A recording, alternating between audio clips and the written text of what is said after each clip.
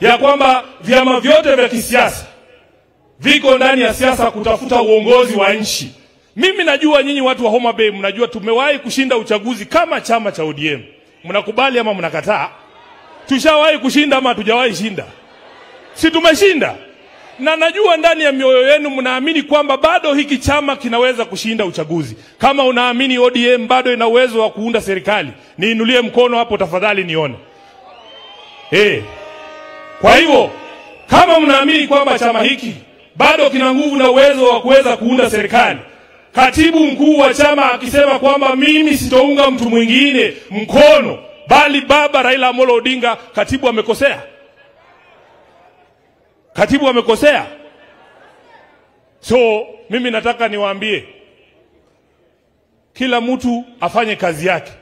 Siku moja huyu baba Raila Amolo Odinga atakuja kuniambia mimi mwenyewe, hajawahi kuniambia kwa nini alinichagua kama katibu. Juzi wakati kulikuwa na nafasi, Mheshimiwa Wanga wewe unajua ulikuwa pale. Nikaomba baba, nikamwambia baba, si sasa basi unipe promotion kidogo, wacha nikuwe deputy party leader. Baba akakataa, akapea Osoti kazi. Akasema Sifuna wewe baki hapo. Yeye mwenyewe atakuja kuniambia siku moja kwa nini alisema ni baki hapo.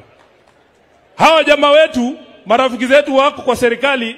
Mimi ile serikali najua ni serikali ya Kenya Kwanza ambayo ilichaguliwa chini ya uongozi wa William Ruto. Nimesikia ndugu yangu hapa anaitwa Charles Kamuren. Kamuren, sisi Waluya huwa tunasema kama mwenye boma bado yuko na hajashindwa kazi, usimuongelele. Mimi ni Mbukusu, kazi kinishinda kwa boma ndugu yangu atanisaidia. Haijanishinda. Kama msemaji wa chama amekaa hapa, wewe unaongeaje kwa niaba ya chama? Sisi tunajua pahali chama kiko. Niseme nisiseme? Niseme nisiseme?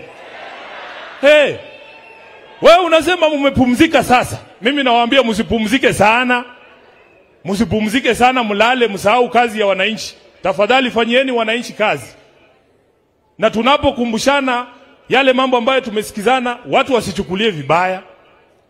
Sisi baba ametuambia tunaweza kutoa maoni, lakini tunapotoa maoni tutoe maoni kwa njia ya heshima. Tusikoseane wengine heshima. Jacob, mimi naomba tu ya kwamba hiki chama, the only thing we can do for this party, chama ambacho Charles Omondo Were alikuwa na kienzi, tuwe na umoja. Tunaweza kuwa na mitazamo tofauti kuhusu mambo fulani, but if this party remains united, this ODM, baba, the future is extremely bright. Hawa watu wanapenda hiki chama.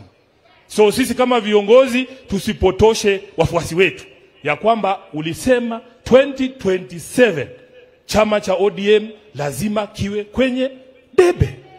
Those are the instructions I take. Fortunately for me as SG, I take instructions from one center. The day those instructions change, you will hear from me. Thank you very much and God bless you.